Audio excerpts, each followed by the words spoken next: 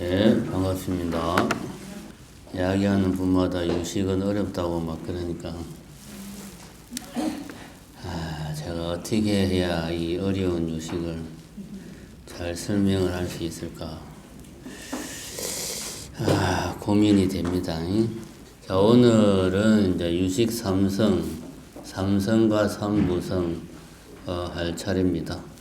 교재는 196페이지에서 보살의 수행 단계까지 222페이지까지죠. 거기를 오늘 할 차례입니다. 오늘의 핵심은 진리와 진여, 요 말 뜻의 의미를 이해를 하면 많은 부분이 좀 쉽게 해결이 된다. 특히 이제 진여라는 단어의 개념을 이해를 하면 오늘 강의는 나름대로 성공적이다. 그렇게 볼 수가 있겠습니다. 오늘 하는 삼성과 삼보자성은 우리가 이제 지금까지 한 것은 마음에는 이런 8가지 종류가 있다. 전오식 5가지에다가 제6식 의식, 제7식 말라식, 제8식 아리아식 이런 각각의 종류가 있고 그 각각이 어떤 거다 하는 거를 이제 설명을 했어요. 지금까지 한 거는 물의 비율을 들자면 물에는 뭐 수돗물도 있고 샘물도 있고 생수도 있고 바닷물도 있고 수증기도 있고 여러 종류의 물이 있잖아요. 그 각각의 물은 그 나름대로의 뭐 특징도 있고 용도도 있고 뭐 하여튼 그렇잖아요. 그런 식으로 이제 우리가 지금까지 한 거는 마음이라는 것이 구체적으로 어떤 것들이 있는가 그거를 지금까지 했어요. 오늘 하는 거는 마음이 어떤 상태로 존재하는가. 이렇게 말하면 좀 느낌이 잘 안 오니까. 역시 이제 물에 비유하면 물은 어떤 상태로 있는, 온도에 따른 물의 상태 하면은 온도가 0도씨 이하면 물의 상태는 딱딱한 고체 상태로 있죠. 고체 상태로 있다. 있다라는 말은 존재한다. 그러니까 0도씨 이하면 고체 상태로 존재한다. 그럴 때는 우리가 얼음이라고 이야기하죠. 그 다음에 0도에서 100도 사이에는 액체 상태로 존재한다. 이럴 때는 그냥 물이라고 우리가 이야기해요. 그 다음에 100도씨 이상일 때는 기체 상태로 존재한다. 이럴 때는 뭐 수증기, 뭐 그렇게 이야기를 하죠. 이름이 상태에 따라서 이름이 다르죠. 근데 이게 뭐 얼음은 그러면 물이 아니냐? 물이죠. 크게 넓게 보면 수증기도 물이고 액체 상태의 물도 물이고 요거는 뭐냐 하면 온도에 따라서 물이 어떤 상태로 있는가, 즉 물이 존재하는 상태, 그걸 지금 이야기하는 거죠. 물의 존재 상태, 어떻게 물이 존재하는가 하는 말이니까 이 말을 조금 어렵게 하면 어떻게 존재하는가 하니까 존재 방식 안에 어떻게 존재하는가, 어떻게가 들어가 있잖아요. 이걸 또 다른 표현을 쓰면 물의 존재 양식, 요럴 때는 이런 식으로, 요럴 때는 이런 식으로 이런 표현을 쓸 수가 있죠. 물이 어떻게 존재하는가, 물의 존재 상태, 뭐 존재 방식, 존재 양식 다 같은 말이죠. 요걸 이제 한마디로 퉁치면 뭐 좀 철학적인 표현을 쓰면 존재론적인 관점에서 물을 설명하는 거죠. 어떤 형태로 있는가를 따지는 거잖아. 존재하는가를 따지니까 존재 측면에서 이제 물을 설명하는 거예요. 같은 맥락에서 우리가 이제 마음을 설명을 할 때 마음이 어떤 상태로 있는가 오늘은 이제 요 이야기를 하는 거예요. 지금까지는 마음을 다 나눠가지고 이런 마음도 있고 이런 마음도 있고 여러 가지 마음을 설명했는데 오늘은 마음이 어떤 상태로 존재하는가. 요럴 때는 이런 상태로 존재하고 요럴 때는 이런 상태로 존재하고 마음의 존재 방식, 마음의 존재 양식 내지는 존재론적 측면에서 설명하는 마음, 그것이 바로 유식삼성이다. 일단은 유식삼성과 삼무성이 오늘 주제인데 요거를 이해하기 전에 우리가 좀 사전에 좀 익히고 가야 될 개념에 대해서 좀 설명을 하고 텍스트로 들어가겠습니다. 삼무성 할 때 성자는 자성의 준말이란 말입니다. 그러니까 삼성하면 삼자성, 세 가지 자성. 자성이라는 말은 굳이 설명하자면은 그것을 그것이게끔 하는 어떤 특징, 특성을 자성이라고 그래요. 예를 들면은 불이 있다. 불이 있으면 불을 불이게끔 하는 것이 뭐냐? 예를 들면 뜨거움이라고 치자. 이제 그런 게 이제 불의 자성이죠. 그런 거. 아니면 물 같은 경우는 이거는 그냥 예를 드는 거예요. 물의 자성이 뭔지 나도 잘 모르겠어요. 그러니까 예를 들면 흐른다. 물이 돌과 다른 물을 물이게끔 하는 그것이 뭐냐? 바로 그것은 물은 흐른다 라고 하는 특징을 가진다 이거지. 예를 들자면. 그래서 그 흐른다라는 것이 물의 자성. 이렇게 우리가 표현을 할 수가 있습니다. 이게 삼자성이니까 유식, 마음에는 세 가지 특징이 있다. 그런 말이죠. 성자는 자성의 줄임말이니까 세 가지 특징이 있다. 그런 말이에요. 삼성 이렇게 말하면은 여기서 이제 우리가 이해해야 될 거는 이제 성이라는 단어 본성할 때 성자, 성품할 때 성자, 마음신변의 날 생자를 쓰는 거죠. 이 말이 뭡니까? 날 때부터 타고나는 어떤 그 사람의 정신적인 뭔가를 말하는 거죠. 육체적인 거 말고 글자 자체에 대해서 놓고 보자면 날 때부터 가지고 있는 그 사람의 어떤 특성, 예를 들면 그게 이제 성자 그렇게 볼 수가 있습니다.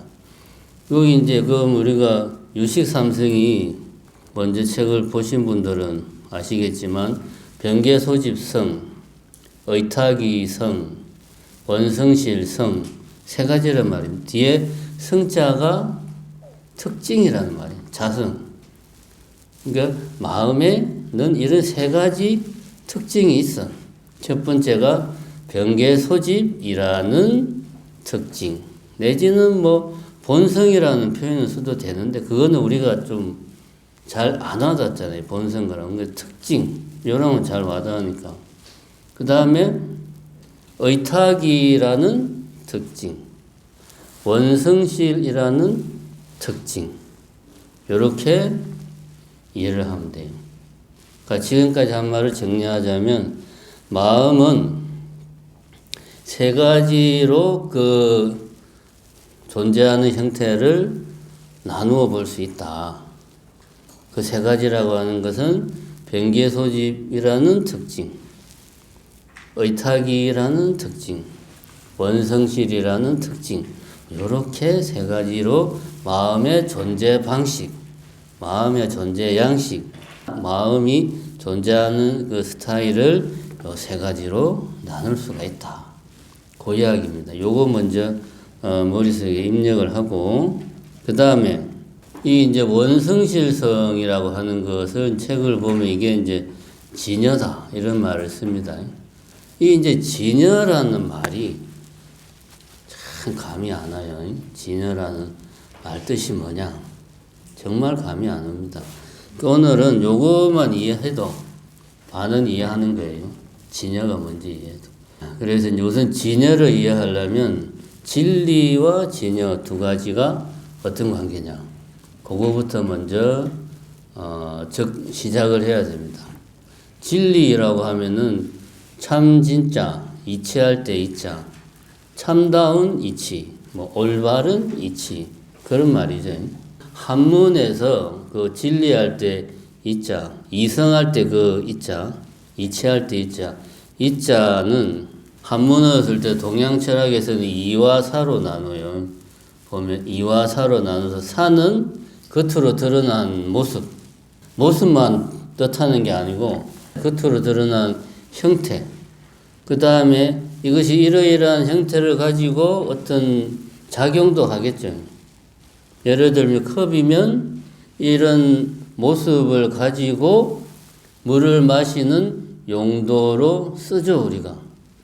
이게 컵이 스스로 작용하는 건 아니지만 용자를 쓰면 그런 용도로 쓰고, 그 다음에 뭐 컵의 뭐 특징이라고 한다면은 이것이 뭐 가운데가 뭐 움푹 파여 있다는 그런 다른 것들과 비교했을 때 외관상 어떤 특징도 있고, 뭐 요런 이게 단순하게 겉으로 드러난 모습만 그 이와 사에서 사라는 일사자가 의미하는 게 아니고 모습 플러스 그러한 모습으로 어떤 작용을 할 때 그 액션에 관련된 거, 만약에 그게 이제 사람이 있기 때문에 뭐 용도 뭐 그런 게 되겠죠. 그 다음에 그것이 가지는 뭐 의미,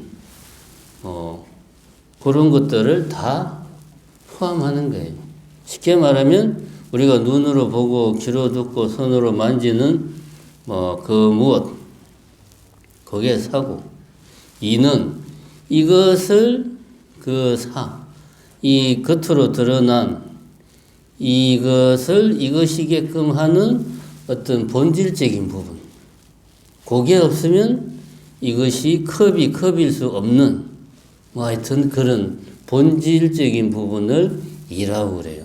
요거를 이제 나누는 거죠. 그래서 뭐 서양에서 말하는 뭐 본질과 현상으로 이와 사를 나눌 수도 있겠죠. 뭐 굳이 똑같은 건 아닌데, 본질, 현상 이렇게 나눌 수도 있겠죠. 그런 식으로 이제 이라는 글자를 이해를 해야 됩니다. 그럼 진리하면은 이치 중에서 어떤 것이게끔 하는, 불을 부리게끔 하는, 물을 무리게끔 하는 어떤 본질적인 것, 그런 것을 말하는 게 이치인데, 이치 중에 참다운 이치니까 이런 경우는 이제 컵에만 한정된 이치가 아니고 책에만 한정된, 책을 책이게끔 하는 그 무엇이 아니고 모든 사물, 우리가 생각할 수 있는 모든 사물, 재반 현상, 그럼 그걸 이제 현상 세계라고 말할 수 있겠죠. 그 세계를 이루는 본질적인 부분, 이 이제 진리가 되겠죠. 그 세계를 작동시키는 이 근본적인 도리, 궁극적인 법칙, 그렇게 말할 수도 있죠. 이치라는 말을 우리 사람이 이해하기 쉽게 설명하자면 일종의 규칙 같은 겁니다. 규칙은 우리가 이제 사람들이 의도적으로, 인위적으로 정하는 거지만, 이치라고 하는 것은 뭐 사람이나 어떤 뭐 절대적인 존재가 정하는 게 아니고 그 어떤 사물이 생겨날 때 그 생겨나는 과정에서 가지게 되는 그런 규칙이죠. 그 생겨날 때 아예 우리가 이제 불교에서는 인연생기한다고 이야기하잖아요. 인과 연이 모여서 생겨난다.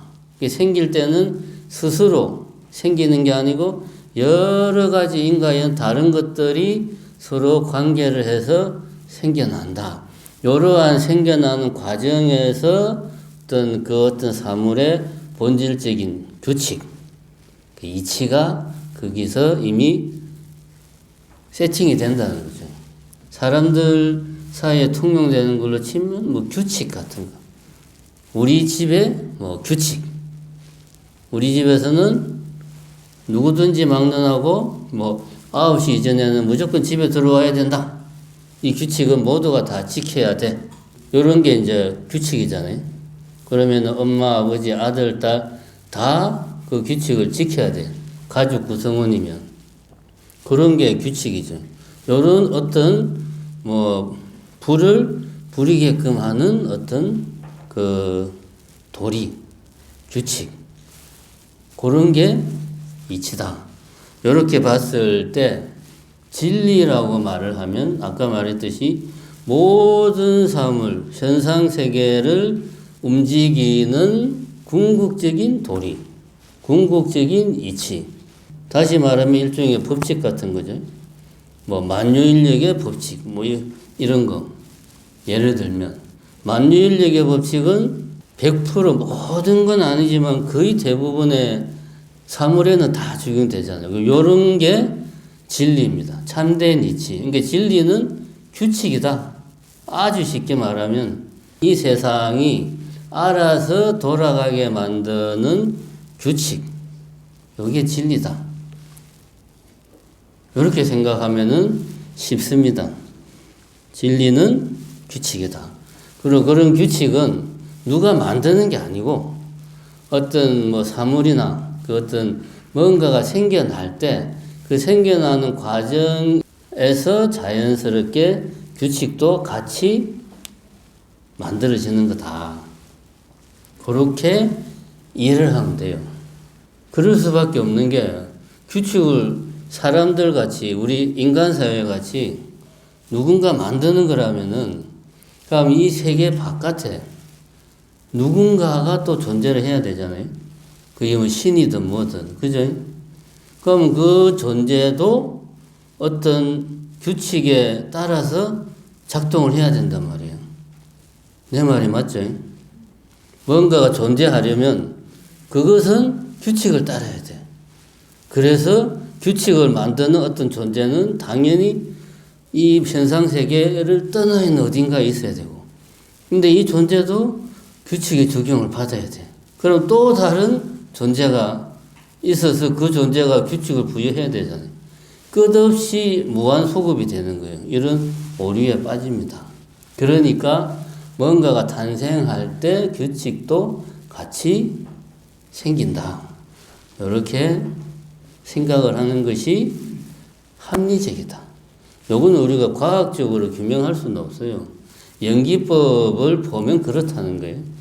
그 다음에 그러면 여기까지 진리에 대해서는 정리가 됐어요. 진리는 어떤 이런 뭐 공간을 차지하는 어떤 물체가 아닙니다.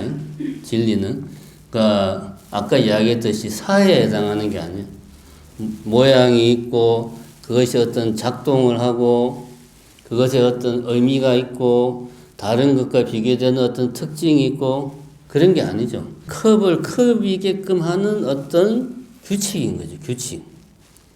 어떤 사물이 아니고 요거를 먼저 잘 이해를 하고, 그런데 제가 방금 전에도 이야기했지만 근데 우리 사람들은 예를 들면 우리가 이런 말을 써요.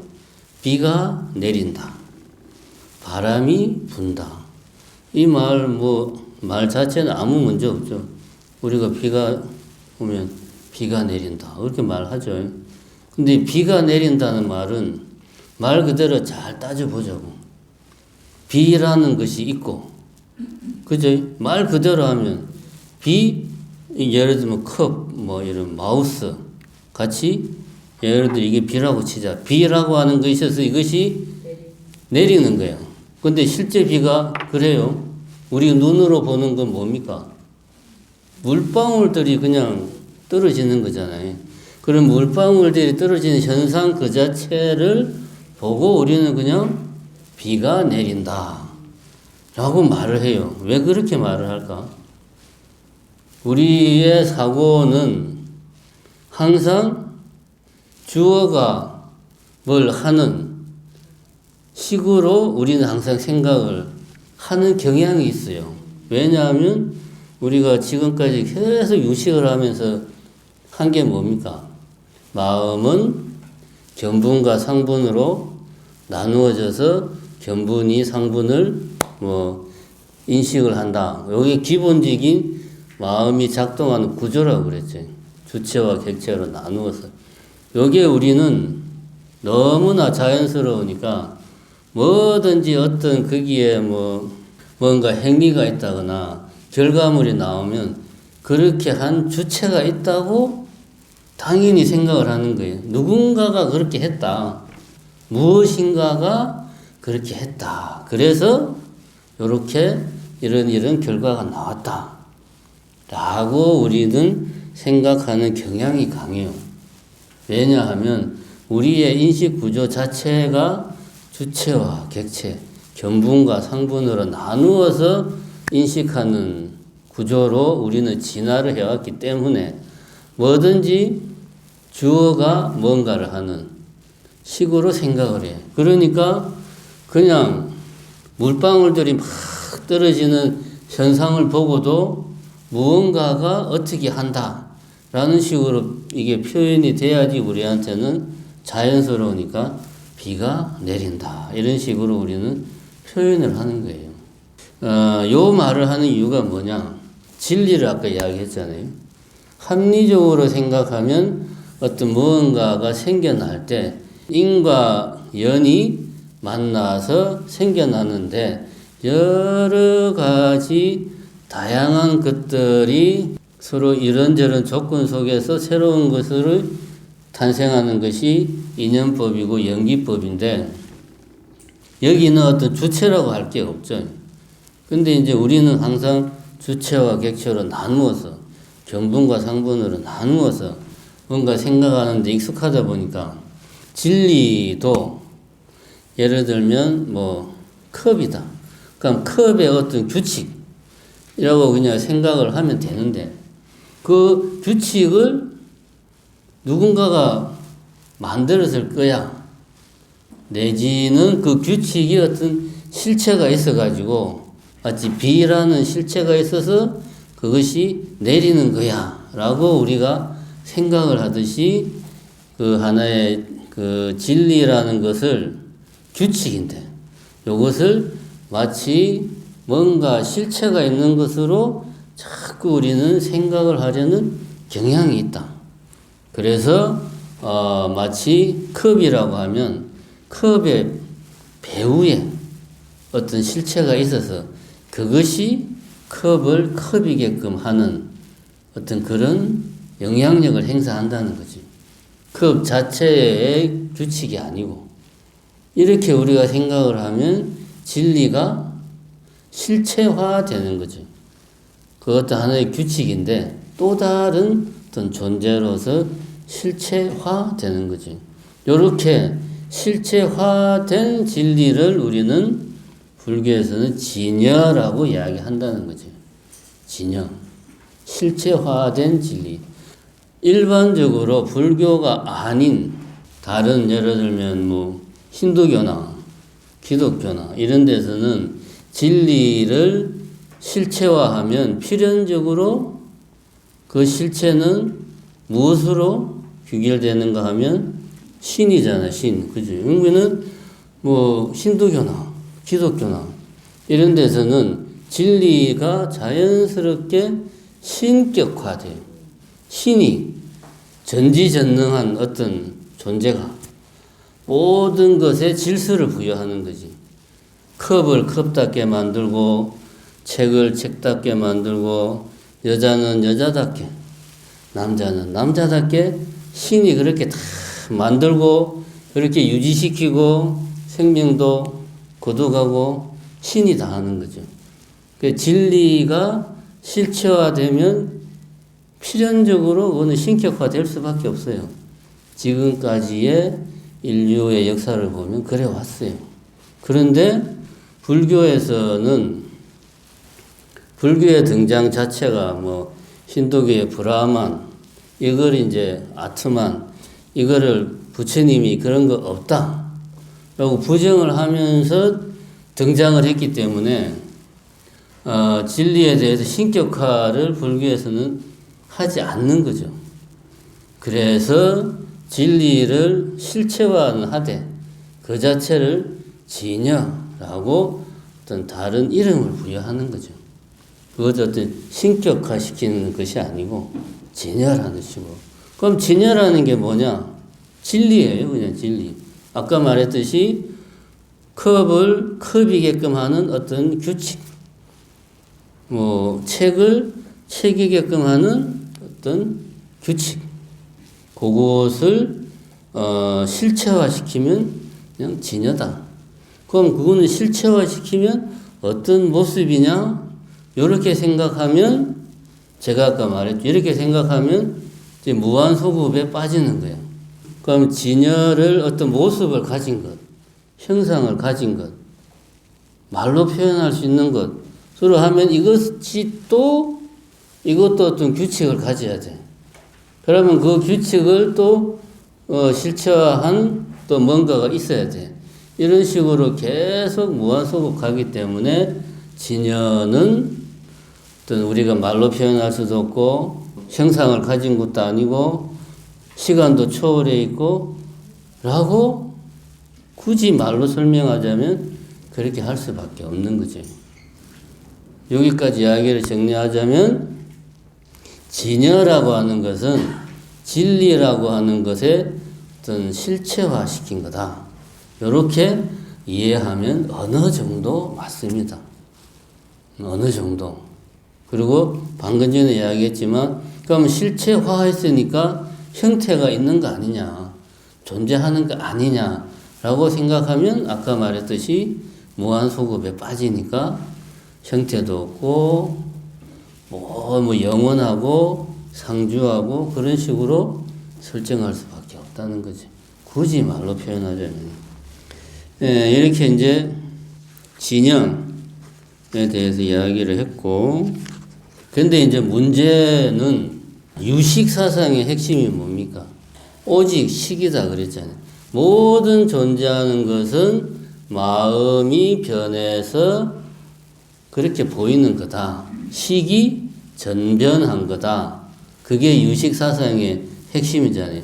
오직 식이 있고 무경, 우리가 실제로 있다고 생각하는 것은 사실은 없어. 오직 마음이 변화해서 나타난 것일 뿐이야. 라고 이야기를 하는 게 유식의 핵심이에요. 그러면 지금까지 진리를 이야기했는데 이 현상세계를 작동시키는 궁극적인 이치, 규칙, 그런 이야기를 했는데 이 모든 세계가 유식에서는 마음이 변화한 거다. 유식에서 보면 진리는 그러면 달리 말하면 마음이 작동하는 이치 하고 같은 의미죠. 요거 이해가 됩니까? 유식은 마음이 내가 읽지 컵이다, 책이다 이런 게 실제로 내 마음 밖에 실제로 책이 존재한다. 컵이 내 마음 밖에 존재한다. 이것은 잘못된 생각이야. 이게 유식사상이에요. 사실은 우리가 이번 강의하면서 계속 이야기했잖아요. 얘는 어디에 있어요? 내 마음속에 이미지로 있는 거죠. 우리가 보고 듣고 하는 것은 마음 밖에 있는 그 무엇이 아니고 사실은 내 마음속의 이미지란 말이에요. 이미지. 그러니까 마음속의 이미지는 뭐예요? 마음이지, 그냥 마음. 마음의 여러 가지 형태, 마음의 활동, 그거죠. 그러니까 존재하는 것은 결국은 유식의 관점에서 보면 다 마음이야. 마음 그대로가 아니고 마음이 변화했다. 그거를 유식의 용어로 쓰면 식이 전변했다라는 표현을 쓰는 거예요.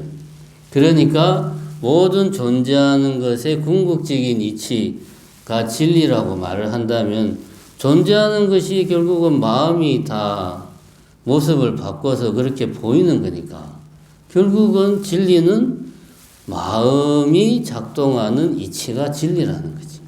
유식의 입장에서 보면.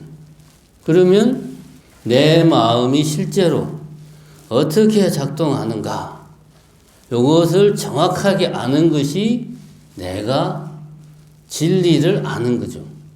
근데 아까도 말했지만 진리를 실체화시키면 진여라고 말을 한다고 그랬잖아요.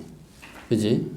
진리를 깨닫는 것이 곧 진여를 내가 말하자면 뭐 체험하는 것하고 같은 게 되는 거죠.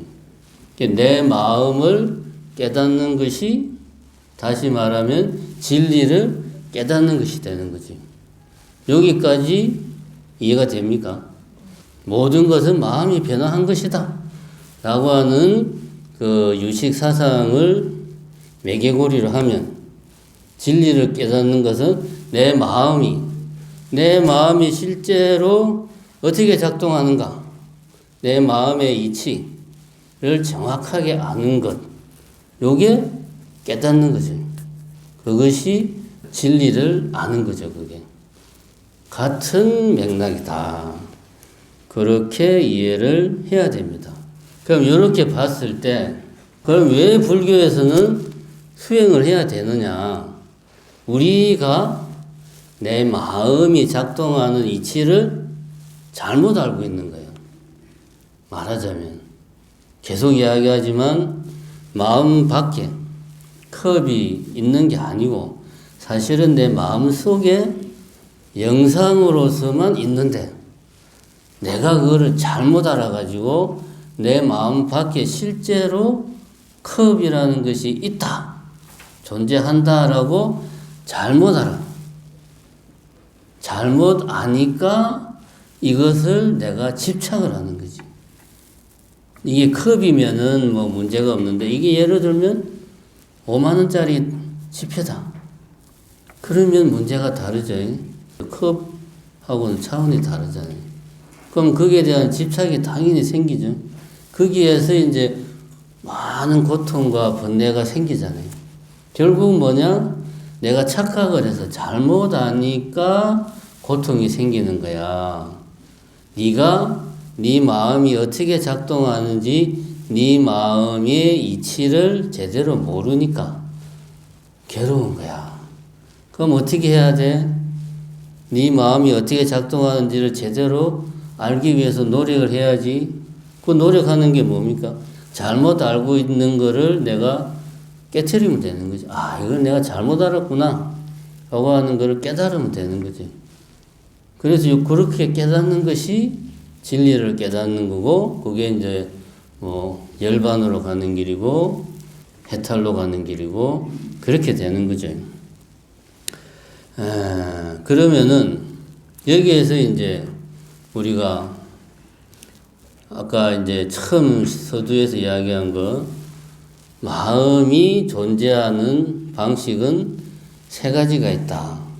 어떤 변개 소집이라는 상태, 의탁이라는 특징을 가지는 상태, 원성실이라는 특징을 가지는 상태, 이런 게 있는데 요 중에서 마음이 본래 작동하는 것은 뭐냐?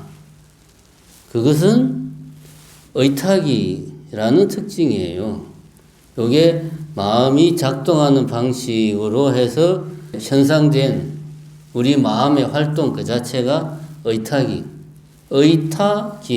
다른 것에 의지해서 일어난다. 이게 무슨 말입니까?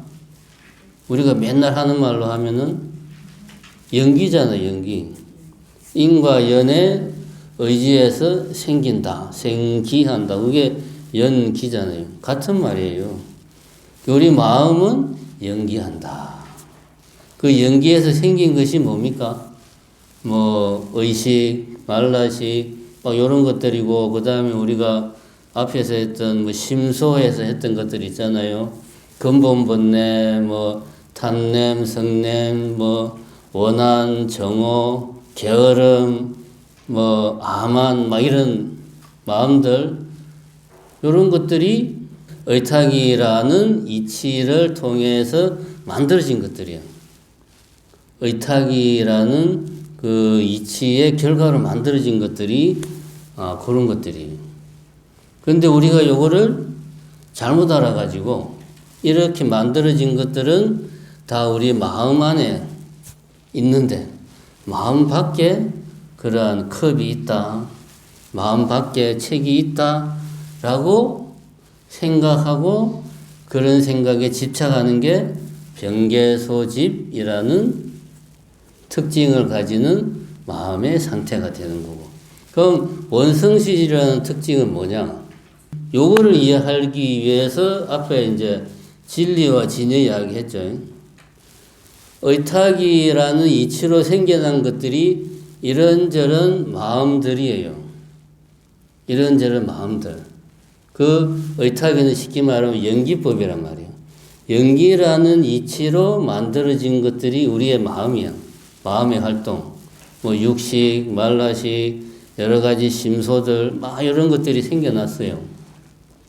그러면은 원성질성은 뭐냐? 요거는 이제 진여에 해당하는 건데, 요거를 이제 잘 생각을 해 봅시다. 연기법은 그거잖아요.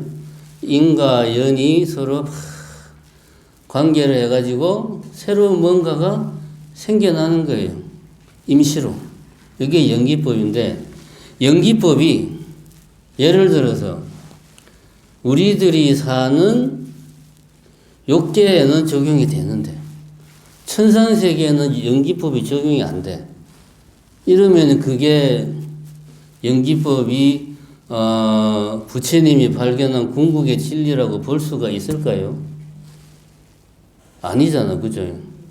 더 표현을 구체적으로 하면은 사람들 사회에는 연기법이 적용이 되는데 식물들 세계에는 연기법이 적용이 안 된다. 이러면 연기법이 이게 궁극의 진리냐? 아니죠. 모든 존재에는 다 적용이 돼야 되죠. 어디는 되고 어디는 안 되고 이러면 안 되거든. 그리고 언제는 적용이 되고 언제는 안 되고 이러면 안 돼요. 깨어 있을 때는 연기법의 적용을 받는데 잠을 잘 때는 연기법의 적용을 안 받아. 이러면 안 되죠. 그러니까 언제라도 항상 연기법은 적용이 돼야죠. 그래야지 그것이 궁극의 진리가 되는 거죠. 요거는 이해가 되죠. 그래서 의탁이라고 하는 연기법 그 자체는 어떠한 이치를 가져야 되는가 했을 때는 지금 말한 불변해야 되고 모든 존재에 다 적용돼야 돼. 그거를 말로 표현한 게 원성실이에요. 원만하다.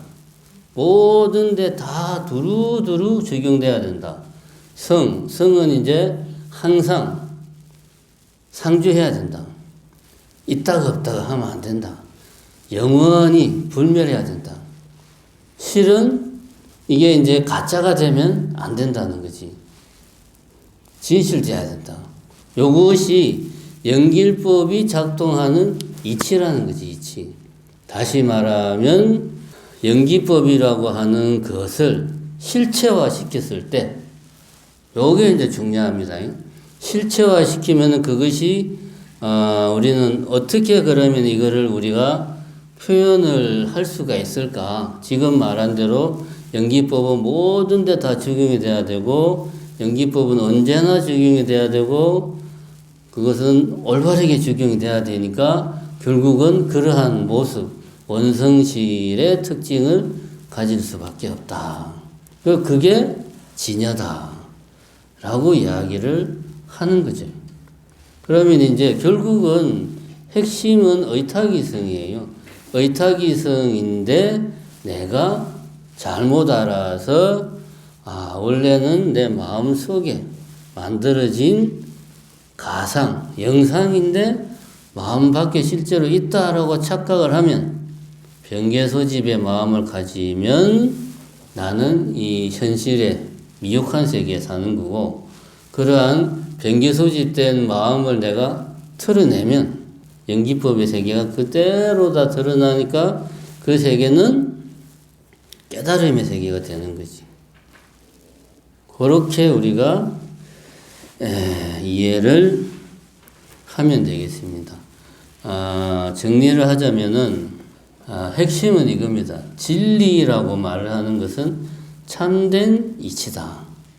참된 이치다. 참이라고 말하는 것은 뭐 책에만 적용되고 컵에는 적용 안 되고 지금 현재만 적용되고 과거에는 적용 안 되고 이거는 참이 아니라는 거지.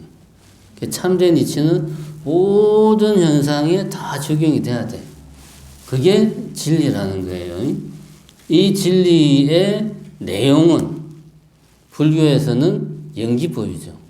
참된 이치의 내용은 무상하고 무하고 고다. 이게 이제 내용이에요.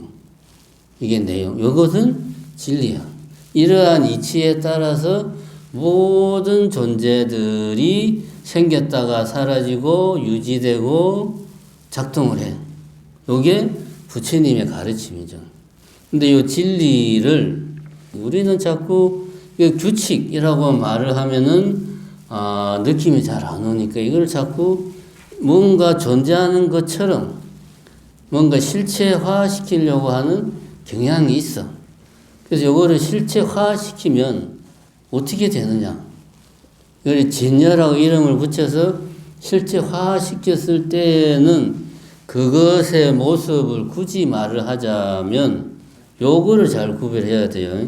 무상하고 무하고 고는 연기법의 내용이고 이러한 연기법은 모든 존재하는 것들을 움직이는 이치가 되는 거고 이 연기법을 작동하는 이치는 제가 좀 전에 말했듯이 연기법은 진리니까 항상해야 되고 모든 존재에 다 적용이 돼야 되고 두루두루 편제해야 되고 상주해야 되고 그 다음에 진실돼야 되고 그게 진여의 어떤 뭐라 그래야 되나 굳이 말하자면 특징이 되는 거죠.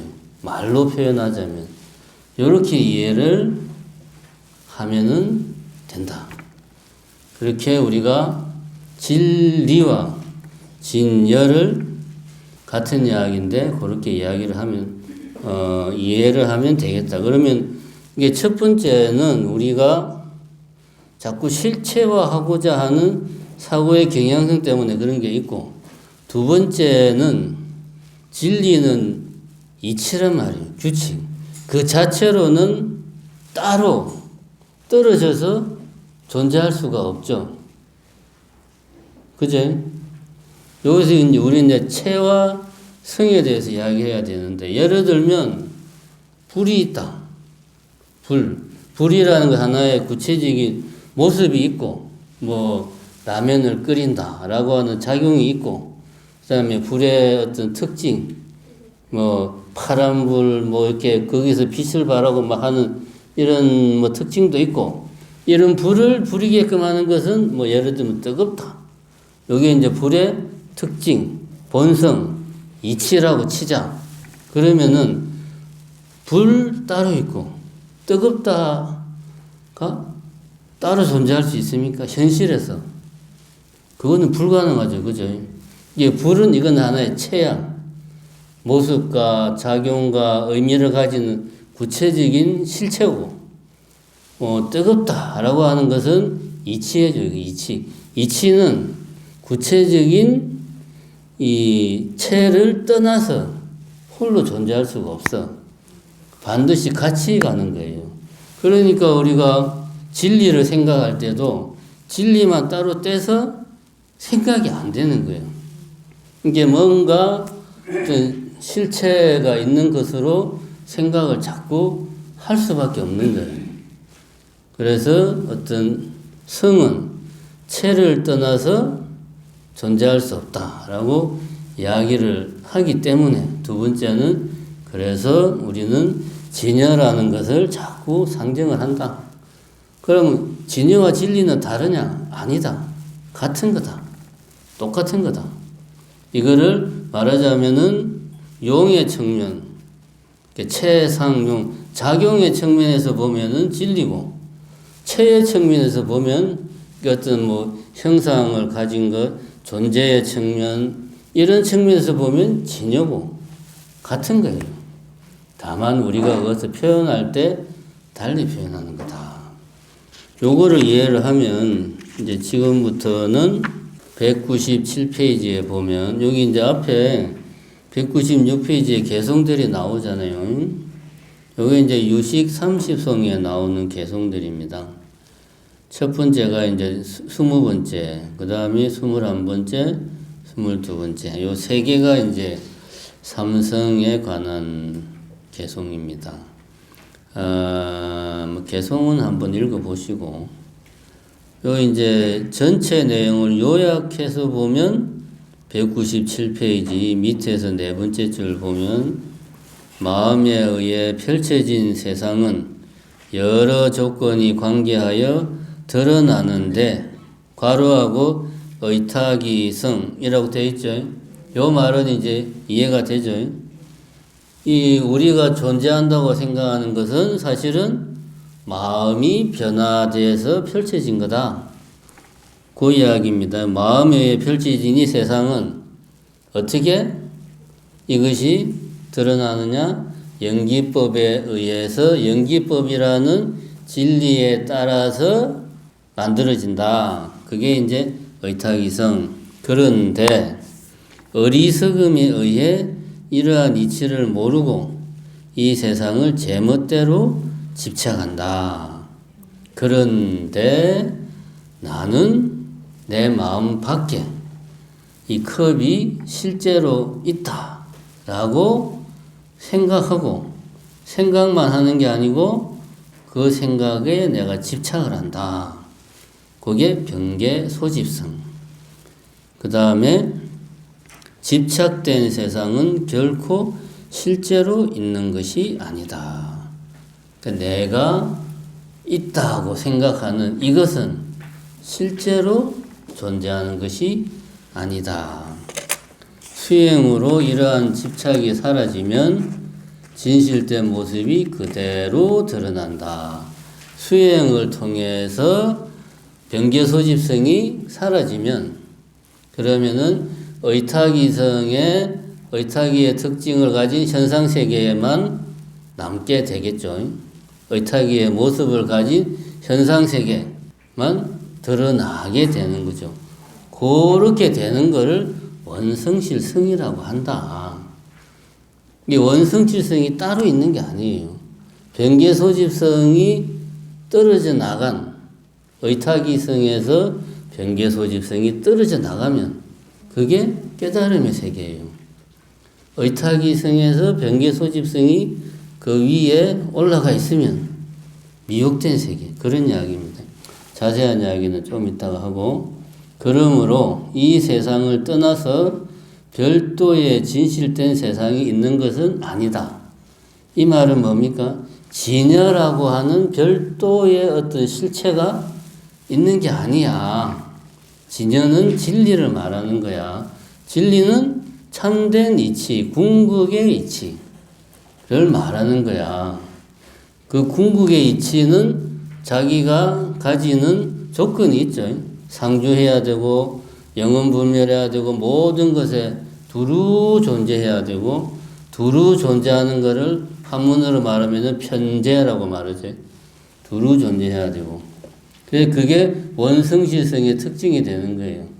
편재하고 상주하고 진실되고 따라서 이 세상의 모습은 결코 마음을 떠나서 별도로 있지 않다는 유식의 이치를 삼성으로 설명한다.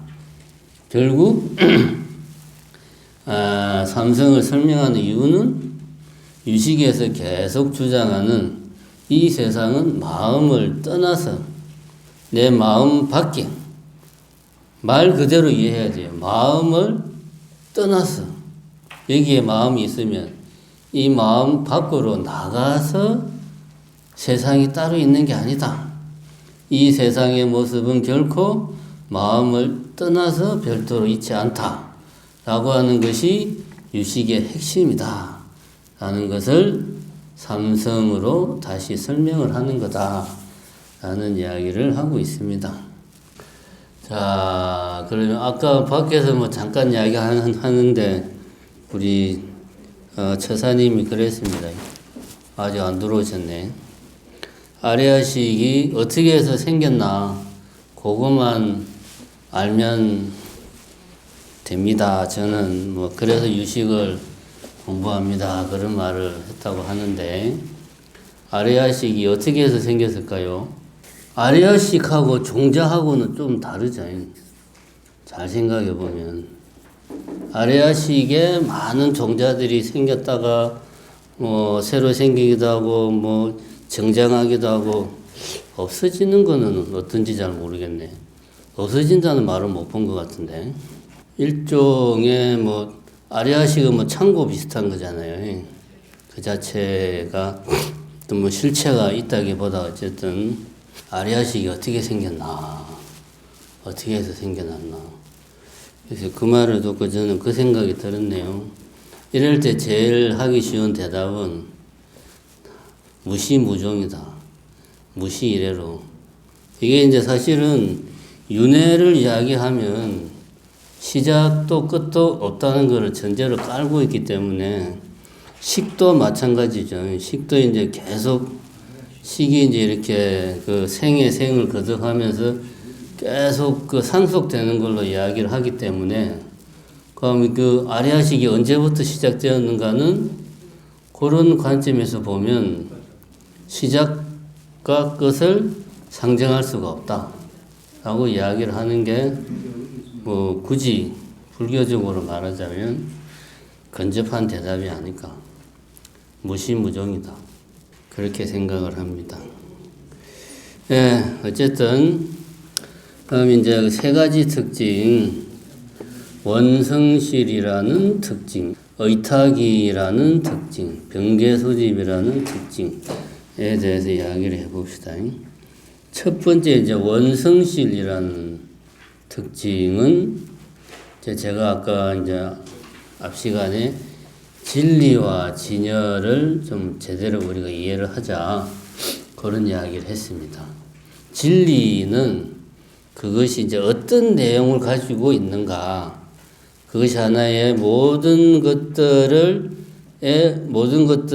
내재해 있는 모든 것들을 움직이는 이치로서 어떤 내용으로 모든 존재들을 작동시키는가, 그 내용의 측면이죠. 진리라고 말하면. 근데 진여라고 말하면은 이거를 이제 좀 진리를 실체화시키는 측면이니까.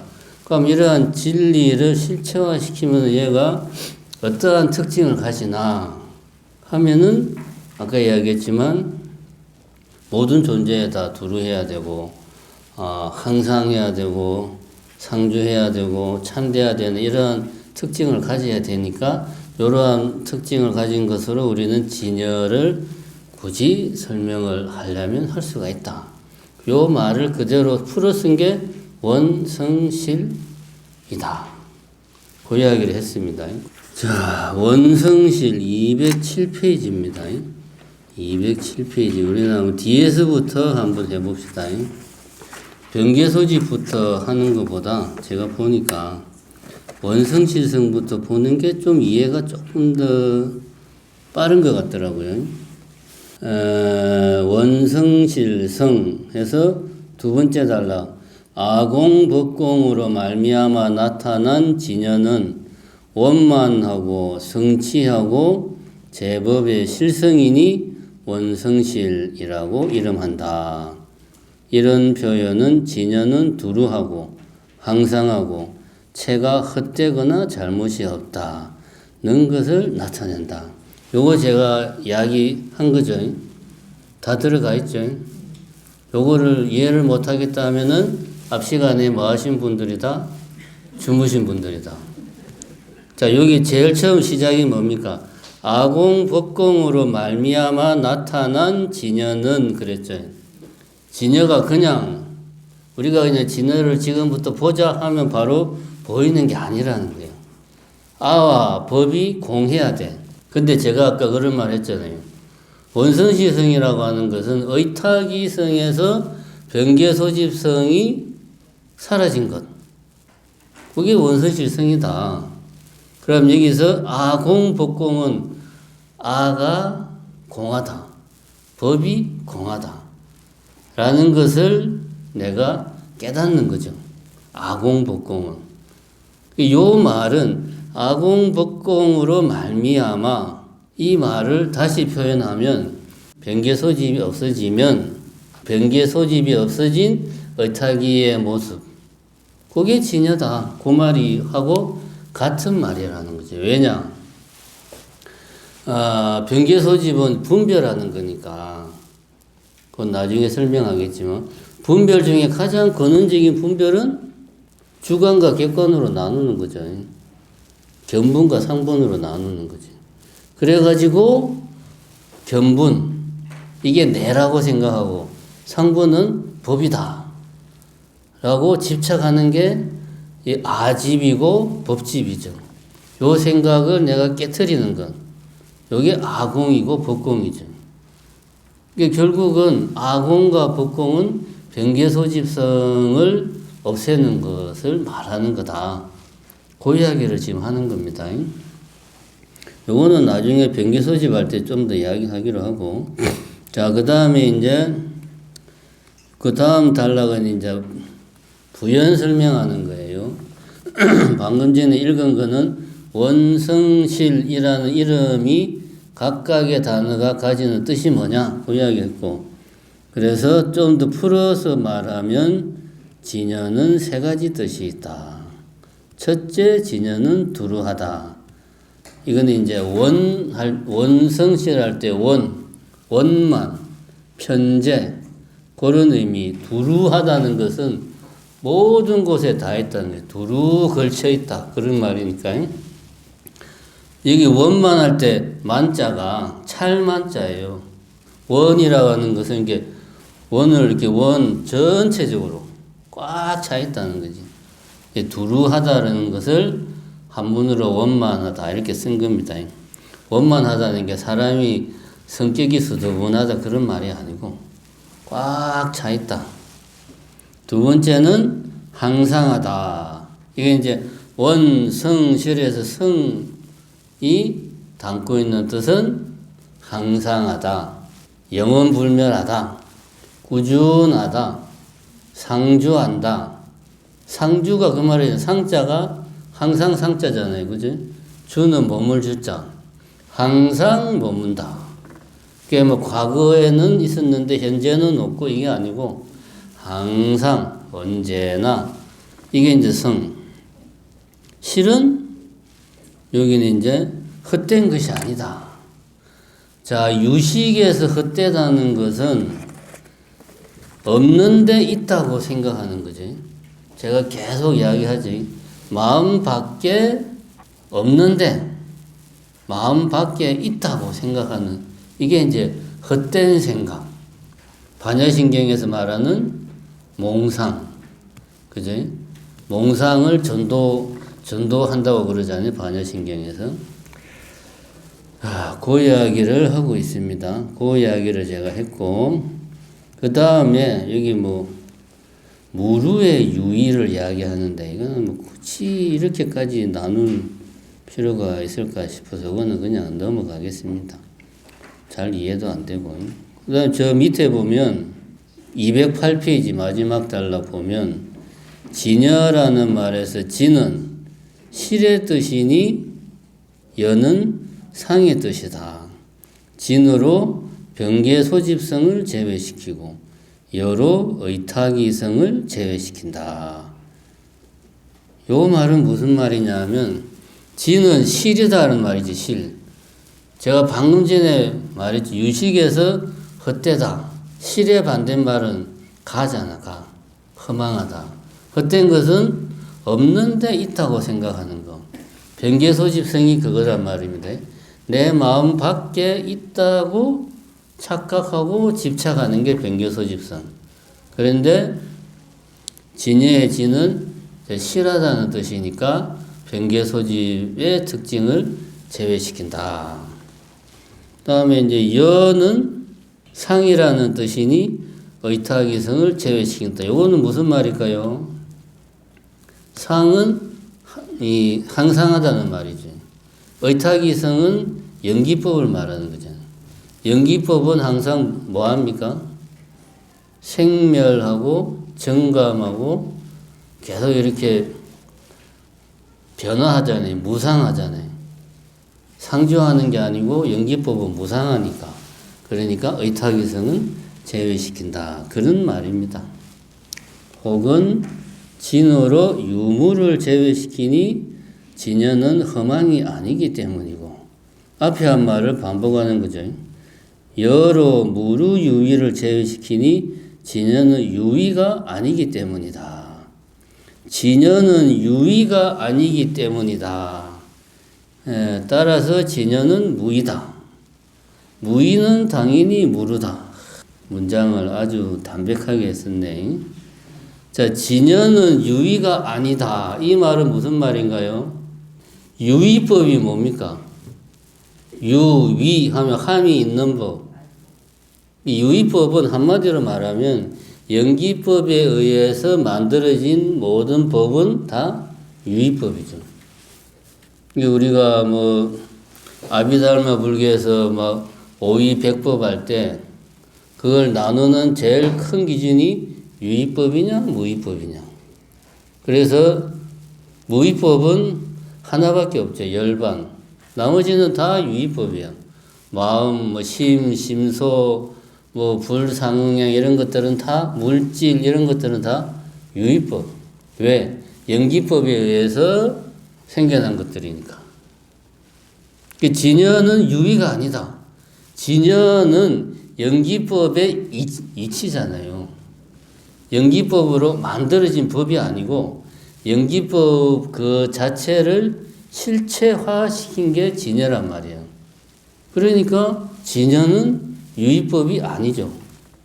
연기법의 결과 만들어진 법이 아니고 연기법이라는 이치, 진리를 실체화시켰을 때 우리는 진여라는 표현을 쓰는 거죠. 그러니까 진여는 유의법에 해당이 안 되죠. 그러니까 진여는 무의다. 그런 말이에요. 앞 시간에 한 이야기를 다시 하자면 궁극의 진리는 이제 불교에서는 연기법인데 연기법은 뭐 인과 연이 합쳐져서 뭔가가 생겨나는 건다. 이 세상의 모든 것들은 스스로 자기 스스로 생겨나는 게 아니고 다른 것들 인과 연 여러 가지 것들이 조건에 맞게 모여서 임시로 뭔가가 만들어진다. 요게 이제 연기법이라는 이치죠. 이러한 이치에 의해서 만들어진 게 법이란 말이에요. 법. 이러한 이치에 의해서 만들어진 법을 유의법, 함이 있는 법이다. 라고 이야기를 하는 거죠. 근데 무의법은 이 연기법이라는 이치를 앞 시간 표현했으면 하나의 규칙인데 이 규칙을 마치 어떤 이것이 존재하는 그 어떤 것으로 좀 우리가 표현을 하고 싶어. 그렇게 해서 만들어진 게 진여란 말이에요. 그러니까 이거는 당연히 연기법에 의해서 만들어진 게 아니죠. 연기법 그 자체를 하나의 어떤 존재로서 실체 있는 것으로 만들어 이렇게 보는 측면이 되는 거지. 이 유의법이 아니죠. 유의법이 아니라는 거지. 무의법은 이러이러하다라는 형태를 부여를 하면 이거는 또 유의법이 돼버리니까. 그냥 유의법이 아니니까 무의법인 거예요. 그래서 여러분들이 이해가 안 되는 거예요. 그럼 무의법은 어떤 형태지?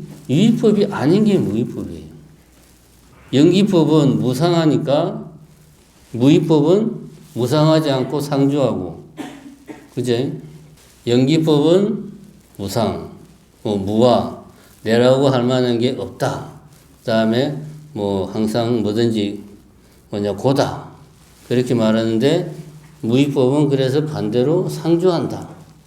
영원불멸하다. 그렇게 이야기를 하는 거죠. 굳이 말을 하자면 그렇게 우리가 좀 실체는 아니지만 실체성을 부여를 하는 거죠. 그렇게 이해하시면 됩니다. 그 다음에 보면 209페이지에 이런 말이 있죠. 진여를 공이라고 표현하지만 공성을 공으로 나타낸 말이다. 엄밀하게 말하면 진여는 공이 아니라 공성이다. 자, 요 문장만 이해를 하면은 제가 지금 한 말을 이해한다고 볼 수 있습니다. 요 문장, 진여는 공이 아니라 공성이다. 성은 아까 뭐라 그랬죠? 뭐 자성, 이치, 뭐 본성, 특질 그런 말이라고 했죠. 그럼 진여는 공이 아니고 공의 이치다. 그 말이잖아, 그지? 공의 특징이다. 뭐 그런 말이죠. 공이라고 하는 것을 정확하게 말하면 공은 연기죠. 그러니까 진여가 연기라는 진리가 아니고, 그죠? 제가 지금까지 이야기한 거잖아. 연기법이 진여가 아니고 연기법을 실체화 시켰을 때 걔는 그럼 어떤 모습을 가질까를 우리가 생각을 해보자. 그거는 상주해야 되고 뭐 불멸해야 되고 이런 모습을 가져야지만이 연기법이 모든 법들에 관통하는 이치가 될 수 있다. 이해가 됩니까? 요거 이해 못하면 평생 뭐 진여, 열반, 특히 뭐 법계, 법성 이런 말 나오면 머리가 아파요. 법성도 마찬가지예요. 법성이잖아. 법은 뭡니까? 그냥 존재하는 것들. 물론 이거 이제 고유 성질로서 뭐 마음 부수 우리가 오이 백급에서 그런 것들이 있는데 그게 법이잖아요. 법성이면 법의 이치, 법의 특징. 그 법을 법이게끔 하는 그 무엇. 그게 법성이죠. 그래서 법성계 제일 처음에 뭐라고 시작합니까? 법성은 원흉에서 두 가지 상이 아니다. 그죠? 그 말이 이제 이런 말이잖아요. 법성, 원흉하다는 말이 뭐예요? 다, 모든 걸 다 담아낸다는 말이잖아요. 그리고 둘이 아니라는 것은 하나라는 거잖아. 그럼 전체라는 거지. 따로 나누어진 게 아니다. 이게 뭡니까? 진리의 모습.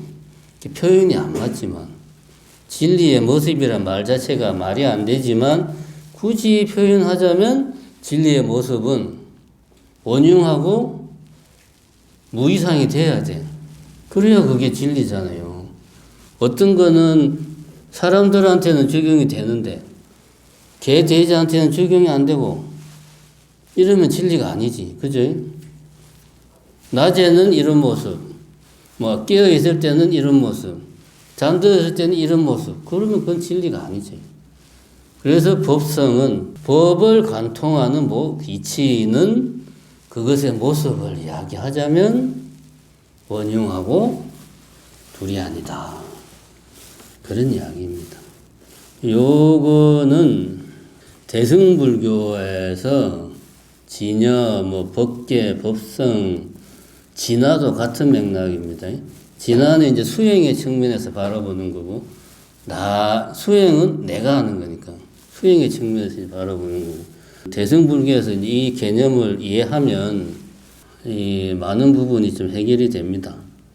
그 밑에 이제 나오는 게 209페이지 두 번째 단락에 아까 했던 말 나오죠. 다시 말하면 아공과 법공이 원성실성이 아니라 아공과 법공으로 말미암아 비로소 나타난 진여가 바로 원성실성이다. 요 말은 그 말이죠. 아공과 법공은 변계 소집성을 없애는 거죠. 변계 소집성을 없애는 게 원성실성이 아니고 의탁이성에서 변계 소집성이 사라진 것, 상태, 그게 원성실성이라는 거지. 다른 말이잖아요. 그죠? 변계 소집성이 없어. 이것이 원성실성이 아니고 의탁이성이 있는데 있다라는 표현을 쓰면 안 되지만 어쨌든 의탁이라는 특징이 있는데 그 특징에서 변계 소집의 특징을 샥 걷어내었을 때의 의탁이성의 모습, 그것이 바로 진여의 모습이다. 이거 잘 생각해 보면 의탁이의 모습은 그냥 법의 모습이잖아요. 현상세계의 모습. 진여는 뭡니까? 진리잖아요. 그 현상세계를 작동시키는 이치가 진리잖아요. 그러니까 변개소집으로 가려져 있으면 내가 현상세계의 올바른 모습을 못 보는 거야. 근데 변개소집을 걷어내니까 작동하는 이치를 볼 수 있는 거예요. 작동하는 이치가 진리. 그거를 존재적 측면에서 말하면 진여. 그렇게 말할 수 있다는 거지. 요 말을 그렇게 이해를 하면 됩니다. 그 다음에 210페이지. 이제 지금은 같은 말이 반복입니다. 이제 그 210페이지에는 의탁이성과 원성실성은 어떤 관계냐. 부적 분리. 적하지도 않고 이하지도 않다. 적은 A적 B하면 A는 B이다. 같다는 말이고, 이는 말 그대로 이제 떨어져 있다. 다르다는 말이지. 같지도 않고 다르지도 않다. 왜 같지 않느냐.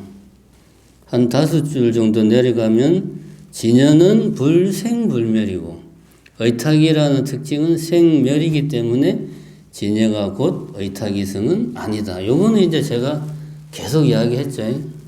진여는 연기법을 실체화를 하면 얘는 어떤 모습을 가져야 될까? 상상을 해보면 생멸해서는 안 되고 상주해야 되고 진실해야 되는 모습을 가져야만 돼. 근데 연기법 그 자체의 내용은 이런 게 아니잖아요. 생멸하고 막 그런 모습으로 연기법은 나타나잖아요. 그죠? 상속하고 무상하고 괴롭고. 다음에 분리는 그 밑에 또한 5째 줄 내려가면 진여는 의탁이성의 성품일 뿐 아니라 의탁이성을 떠나서 별도의 진여성이 있지 않다. 요거 제가 앞 시간에 이야기했죠. 체와 성은 뗄래야 뗄 수 없다. 기억이 안 나면 다시 이야기하면 불이라는 게 있다. 그럼 불이라는 것에서 뜨겁다라는 이치만 따로 떼서 따로 뗄 수 있냐? 불가능하죠. 불 하면 그거는 그 안에 뜨거움도 같이 있다라는 표현은 안 맞지만 어쨌든 현상 속에 존재 속의 이치는 같이 있을 수밖에 없는 거다. 이치만 따로 존재할 수 없다. 그 이야기죠. 그러니까 분리죠. 지금 다 전 시간에 한 이야기를 이 책에서 반복하고 있습니다. 그 다음에 211페이지 5째 줄 같은 이야기 또 나옵니다. 원성실성인 진여는 공성이지 공이 아니다. 이야기했고 진여는 유도 떠나고 무도 떠난 성품이다.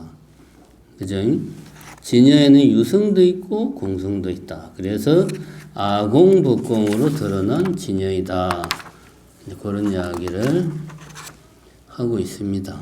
그 정도 하고 그 다음에 의탁이성 200페이지가 의탁이성입니다. 그래서 이제 우리가 아공복공이 사라진 자리에서 나타나는 것이 원성실성이다. 이런 말을 했습니다. 그럼 아와 법이 사라졌다라는 게 무슨 말이냐?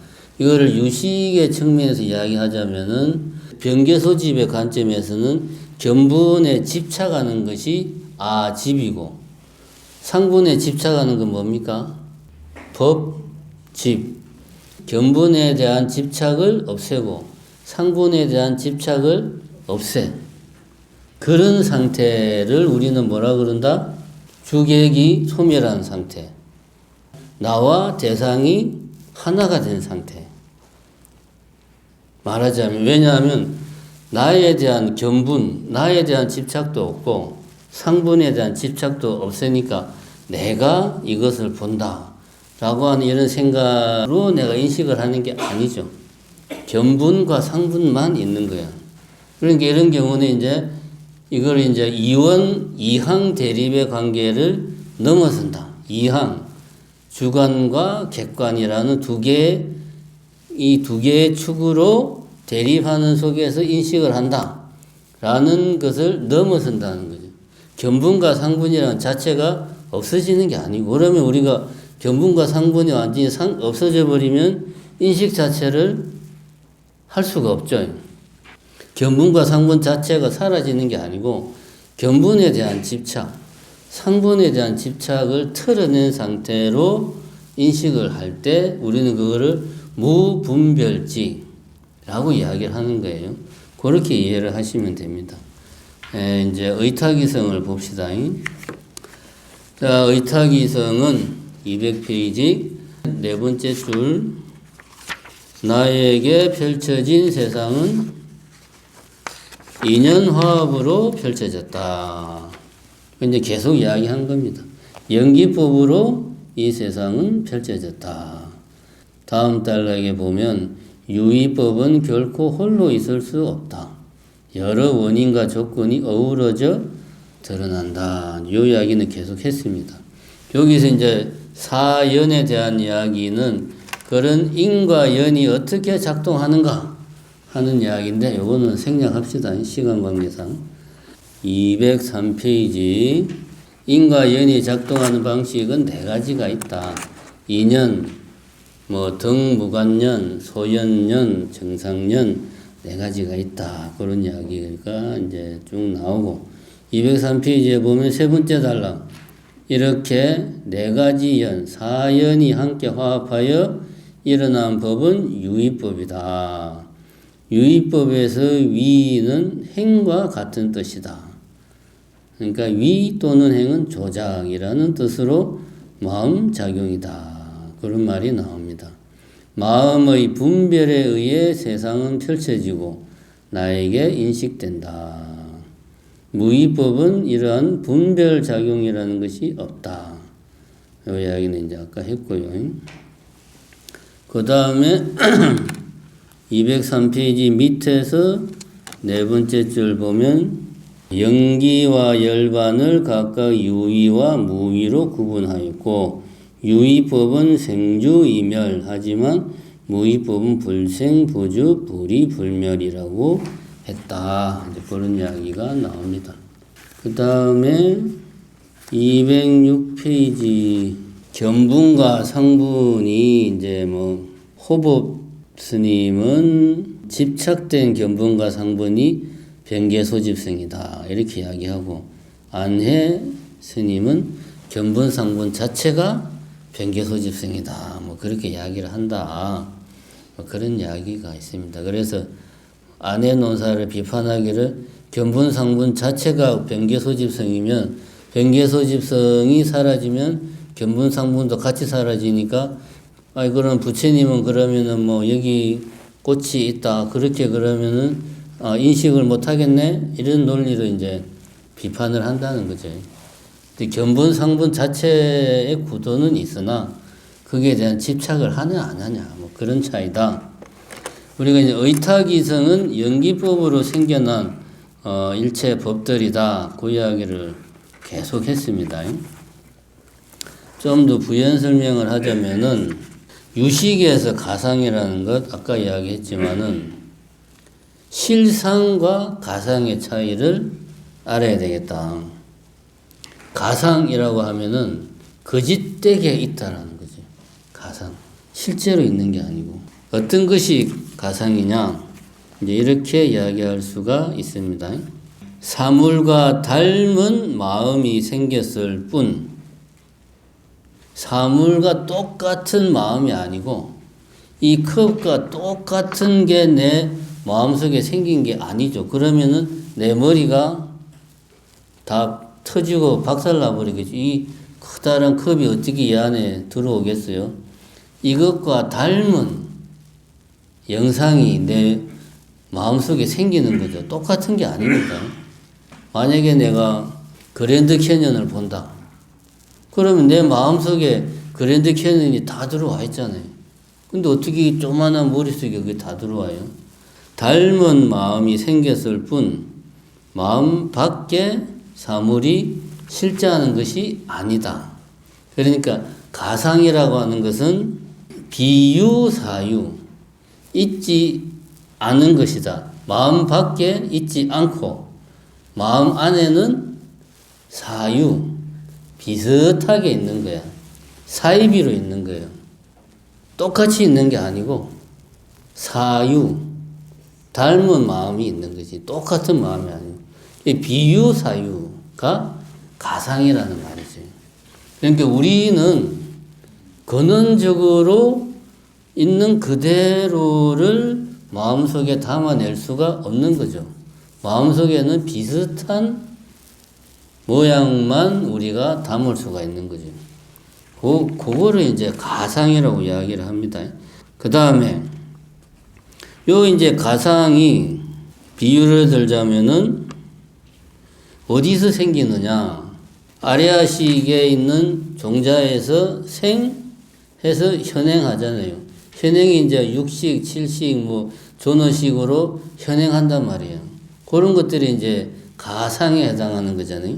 마치 구름이 달을 가리는 것처럼 아래아식의 종자에서 여러 가지 상을 띈 마음이 생겨서 그것이 마음의 본성. 마음의 본성이 뭡니까? 진여지, 진여, 원성실성. 앞 시간에 이야기한 게 그거잖아요. 모든 존재하는 것을 작동하는 이치, 궁극의 이치는 뭐다? 진리다. 진리를 실체화하면 진여다. 그런데 모든 존재하는 것은 우리 마음이 변화해서 나타난 것이야. 그러면 달리 말해서 궁극의 이치는 곧 마음의 이치, 내지는 마음의 특징, 내지는 마음의 본래 성질, 본성 같은 말이죠. 그게 마음의 본성이 진리, 진여. 그러니까 이런 마음의 본성을 가린다. 뭐가? 이런 가상들이 아리아식에서 생겨난 것들이죠. 아리아식에 있는 종자들이 만드는 거지. 뭐 탐심, 화내는 마음, 만심 같은 거, 두려움, 정오 이런 여러 가지 우리 심소들 막 했잖아요. 뭐 자신에 대한 뭐 집착, 이런 뭐 믿음, 뭐 이런 것들이 마음의 본성을 가린다는 거죠. 이런 가상들이 본성을 가린다. 그런 이야기입니다. 자, 그 다음에 이제 의탁이성을 이야기할 때 왜 그러면 우리는 계속 의탁이 다른 것의 타의 의지에서 일어나는 특징이라고 계속 우리는 이야기를 하는데 왜 이 이야기를 불교에서는 그렇게 강조를 하느냐 하면은 바로 이 브라만 사상, 힌두교 사상, 우파니샤드 사상에서 주장하는 뭐 브라만, 아트만 이거를 비판하는 거잖아요. 자아라고 하는 것은 없어. 그 자아라고 하는 것이 뭐 아트만, 뭐 브라만 그런 거죠. 요거는 다른 것에 의지해서 생기는 게 아니고 스스로를 의지해서 생기는 거예요. 내가 원인이고 내가 결과가 돼. 스스로가 원인이 된다. 한문으로 하면 뭐가 될까요? 말미암을 유자를 쓰면 스스로 말미암는다. 스스로를 원인으로 삼는다는 말이죠. 자유가 그런 말이에요. 다른 것들이 어떤 내 행동, 생각 이런 것들의 원인이 되는 게 아니고 오직 나만이 나의 원인이 되는 거예요. 내 스스로를 말미암아서 내가 존재하는 거지.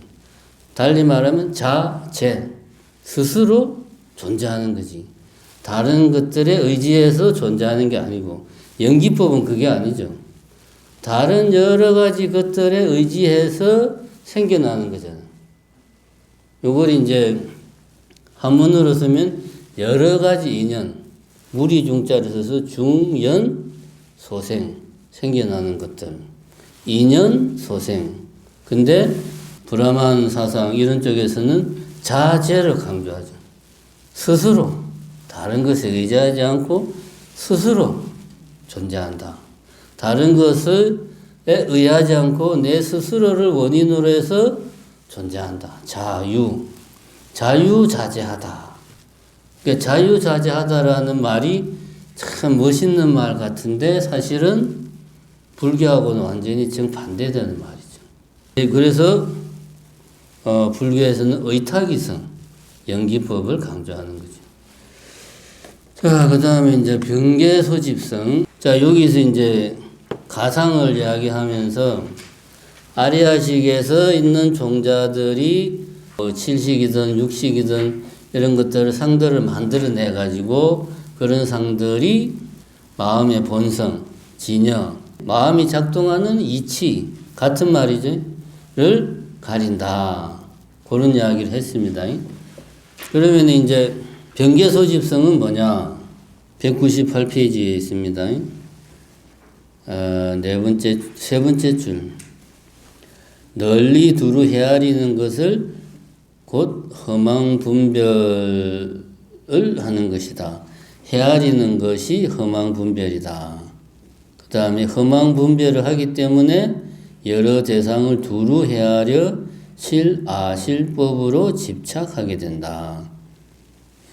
분별하기 때문에 실아실법으로 집착한다. 여기서 핵심 단어는 분별이라는 단어예요. 분별. 나눌 분자죠. 별자, 따로. 나누어서 따로 놓는다 이거지. 어떻게 하면은 나누어서 따로 놓을 수 있을까요? 자, 여기에 뭔가 이제 내 앞에 뭐가 막 있는데 요 놈만 따로 떼놓으려면 어떻게 하면 될까? 여기에 뭘 부여하면 되죠? 컵이라고 이름을 딱 붙이는 거야. 이것은 컵이라고 이름을 딱 주면 나머지 이것하고 구별이 되죠. 이게 뭡니까? 분별하는 거지. 분별하려면 반드시 뭐가 필요합니까? 그러면 언어가 필요해요. 말. 언어가 없으면 분별할 수가 없어요. 컵이라고 이거를 내가 여기에 이름을 지어줘야지만이 이것을 다른 것과 나눌 수가 있어요. 분별 자체가 나쁜 건 아니에요. 그죠? 가서 컵 좀 가져와. 그렇게 말을 했는데 엉뚱한 걸 들고 오면 안 되잖아요. 예를 들어 이제 부처님도 사람이니까 안한 존재한테 나 목이 마르니까 물 좀 가져와. 그랬는데 안한 존재가 물을 안 가지고 오고 술을 가져와. 이러면 안 되잖아요. 그죠? 부처님도 분별은 해야 돼. 그런데 나는 여기에 단지 이름만 부여할 뿐이라는 것을 아는 것하고 이게 컵이라고 집착하는 것하고는 다르다는 거지. 이거를 실제 이 뭔가를 자세히 보면 여기에 컵이 있나요? 이거 자세히 보면 컵이 있나 여기? 그냥 우리는 이걸 컵이라고 말하지 말. 실제 여기에 컵이 있냐고. 우리가 컵이라고 말하는 그 무엇이 여기에 있나요? 없지. 컵은 뭡니까? 그냥 말이에요. 그건 말. 단어, 개념, 이름이에요. 그냥 의미를 가지는 단어예요. 여기에 의미를 가지는 단어가 있어요? 없어요? 없지. 요거를 건강격식 표현으로 쓰면은 컵은 컵이 아니고 그 이름이 컵이다. A는 A가 아니고 그 이름이 A다. 우리는 단지 A라는 단어를 여기에 부여했을 뿐이야. 여기 아무리 봐도 A라는 단어는 없어. 그러잖아. 그럼 더 표현을 심하게 하자면은 마음속으로 불을 상상을 한다. 내 마음속에. 그러면은 내 머리가 막 불에 타가지고 막 머리가 터지고 그렇게 됩니까? 안 되잖아요. 그죠? 마음속으로 아무리 강한 불을 상상해도 그냥 불이지. 그건 불이라는 이미지죠. 실제 불이 아니잖아. 표현이 안 맞지만 그 이야기입니다. 실제로 있다. 컵이라는 단어를 실제로 존재하는 것으로 생각한다. 정리하면은 분별을 하기 위해서 개념화시킨다. 개념화시킨다는 말이 뭐예요? 개념을 부여한다. 이름을 부여한다. 같은 말이죠. 개념화시키고 거기에서 더 나아가서 그 개념에서 끝이지 않고 이게 컵이다 라고 내가 믿는 거지. 그래서 실체화, 실제로 컵이다 이게. 우리 요거 다 컵이라고 생각하잖아요. 그러니까 우리는 요 놈을 분별하기 위해서 여기에 컵이라는 단어를 부여하고 이것이 개념화. 그 다음에 이것이 진짜로 컵이다. 실제로 컵이다라고 그 개념을 실체화시키는 거죠. 그래서 이것에 집착하는 거지. 요게 뭐다? 변개 소집이라는 특징. 변개, 두루, 개, 헤아린다. 헤아린다라는 말은 여기 나오지만 허망 분별한다는 말이지. 그래서 소집, 집착하는 바. 두루 분별해서 집착한다. 분별은 개념화, 집착은 실체화. 정리가 됩니까? 그렇게 하는 것이 변개소집성이다. 앞에 전 시간에 말한 걸 하면은 머릿속에 들어있는 가상의 영상인데 내 마음 밖에 실제로 존재하는 것으로 생각하는 것. 이것이 변개소집성이다. 그 이야기가 199페이지 세 번째 줄. 마음 안에 있는 뱀을 마음 밖에 있다고 하니 이것이 바로 착각이다. 그런 이야기 나오죠. 네, 망정 이야기 나오고. 네? 요거밖에 없네, 여기는. 자, 여기 이제 여기서 그 유명한 비유가 뱀과 새끼줄과 집 세 가지의 비유가 있습니다. 자, 이제 분별이라고 하는 것은 어떤 대상을 다른 것과 확실하게 구별하는 것이 분별이고, 분별을 하려면 반드시 뭐가 필요하다? 언어가 필요하다. 언어를 사용해서 분별한다. 그 다음에 가명이라고 우리가 말을 하는 것은 이유가 뭐냐? 단지 우리가 이름을 붙이는 것은 구별하기 위해서 이름을 부여할 뿐이지 실제로 그것이 컵인 것은 아니다라는 말이죠. 그거를 잘 명심해야 된다. 이름을 부여하는 이유는 이게 컵이니까 내가 컵이라고 하는 게 아니고 책과 나누기 위해서 그냥 컵이라고 하는 거예요.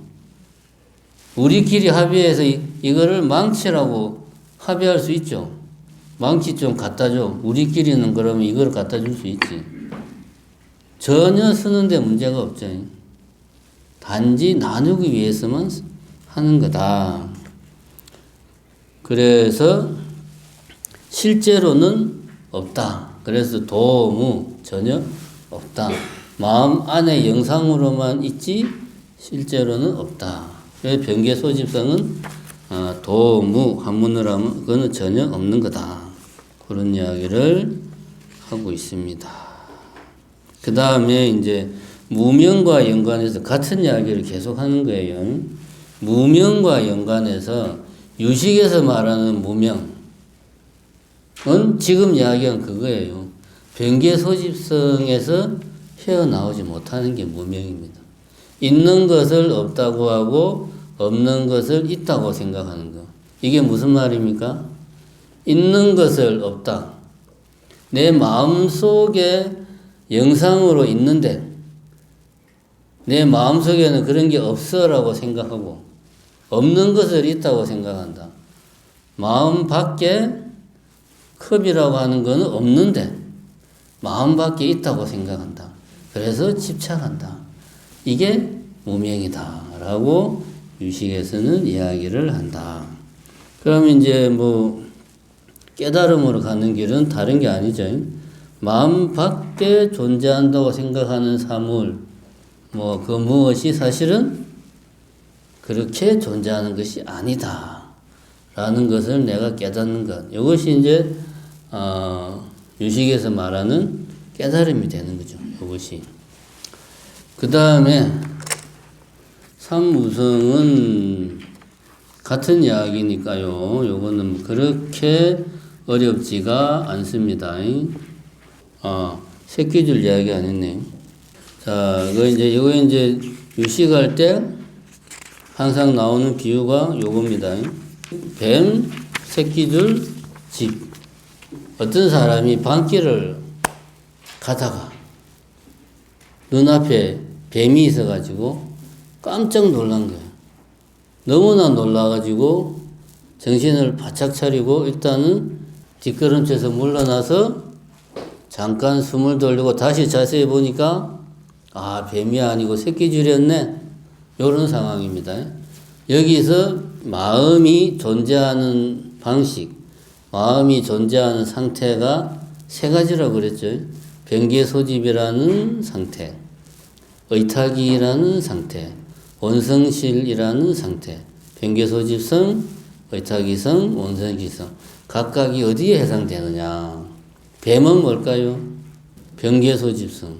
새끼줄은 의탁이성. 그냥 그럴 것 같죠, 그냥. 집은 원성실성. 자, 왜 그런지 이제 그 비유를 봅시다. 뱀은 잘못 본 거잖아, 우리가.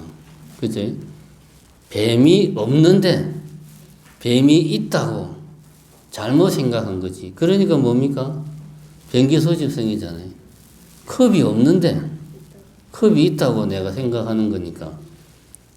그게 이제 변기소집성. 그런데 자세히 보니까 이게 새끼줄이었네. 그 이야기잖아요. 우리는 항상 자세히 보니까 이게 내 마음 안에 만들어진 영상이네. 뭐 예를 들면 그렇게 그걸 이제 그 결과 만들어진 새끼줄이라는 것이네라고 내가 확인을 한 거지. 그럼 이게 이제 의탁이성이지. 새끼줄이 어떻게 생겼나 인식하는 과정에서 이제 내가 새끼줄이라고 인식을 한 거죠. 정확하게. 요건 이제 의탁이성. 근데 실제로 자세히 보면 사실 여기에는 새끼줄이라는 것을 아무리 봐도 그게 새끼줄이라는 건 없단 말이야. 그게는 이제 집만 있는 거죠. 그 새끼줄을 이루는 새끼줄을 새끼줄이게끔 하는 것이 뭐냐? 뭡니까? 집이지. 집이 없으면 새끼줄을 만들 수 있어요? 없어요? 없죠. 그럼 새끼줄의 본성이 뭡니까? 그치, 말이 좀 이상한데 그렇죠. 그래서 집이 원성실성인 겁니다. 어려운 게 전혀 없어요. 간단해요. 그래서 이렇게 보면 삼무성은 간단합니다. 변계소집성은 사실은 존재하지 않는 거야. 그래서 상무성. 그러한 특징은 자상할 때 무성, 자성이 없는 거야. 아예 그런 건 없는 거야. 라는 게 변계소집성이고, 의탁이성은 다른 것에 의지해서 만들어진 것이지, 그것이 제가 아까 자유 말했죠. 자기 스스로 만들어진 것이 아니야. 자연생, 스스로 그렇게 만들어진 것이 아니야. 그래서 생무성. 그것이 스스로 생긴 게 아니라는 의미에서 생무성이라는 측면을 이야기한 거고, 마지막에 원성지성은 성의 무성. 성이라는 것은 가장 수성하다. 최고의 진리다. 그 진리라는 것은 그러니까 참 진짜를 써서 참된 이치라는 말은 아까 이야기했죠. 참된 이치라는 말을 쓰려면 모든 것에 다 적용이 돼야 되니까 가장 수승한 것이다. 이게 성의라는 말이고, 무성이라는 말은 그 자체는 뭐냐, 무성이라는 요게 좀 애매하더만. 특징을 가진다. 어쨌든 성의 무성은 원성실성을 이야기하는 거다. 일단 그 정도로 하시고, 핵심은 그겁니다. 변계소집성은 존재하지 않는 거다. 아예. 그게 변계소집성. 그 다음에 의탁이성은 삼무성할 때는 내가 이거는 내 마음속에 영상이구나 라는 거를 밖에 실제로 있는 게 아니고 내 마음속에 영상이구나 라는 거를 내가 깨닫는 거, 그 영상으로 깨닫는 게 이제 의탁이성이 되는 거지. 원성시성은 그러한 것들이 작동하는 이치는 연기법에 의해서 작동을 하는 거고, 이러한 연기법을 어떻게 내가 실체화를 시킬까 고민을 해보면 진여의 모습으로 우리는 이제 생각을 할 수밖에 없다. 그런 이야기를 한 거죠. 핵심은 요 전 시간에 이야기했듯이 의탁이라는 특징에서 병계 소집을 없애면 그것이 깨달음의 세계고, 의탁이라는 특징에 병계 소집이 계속 덮여 있으면 미혹한 세계고, 그래서 수행이라고 하는 것은 내가 이 병계 소집된 특징, 아리아식에서 나온 여러 가지 마음들, 상들 중에서 병계 소집된 상들을, 그러한 집착들을 털어내가지고 의탁이의 모습을 그대로 내가 볼 수 있으면, 진여의 모습을 볼 수 있고, 그러면 깨달음으로 이어진다. 그렇게 정리를 할 수가 있습니다. 오늘 어쨌든 핵심은 진리와 진여에 대해서 이해를 하면 나머지는 사실은 우리가 계속 유식을 하면서 이야기를 했던 거예요. 병계소집성 부분은 이야기를 했던 거니까 좀 반복되는 성격이고, 핵심은 그겁니다. 진리와 진여를 어떻게 이해를 할 거냐. 그거만 감을 잡으면 오늘 파트는 좀 그나마 이해를 할 수 있지 않을까, 그렇게 생각을 합니다. 오늘 강의 내용을 잘 기억을 하시고 집에 가셔서 다시 한번 더 읽어보시면 좀 도움이 되지 않을까 생각을 합니다. 수고하셨습니다.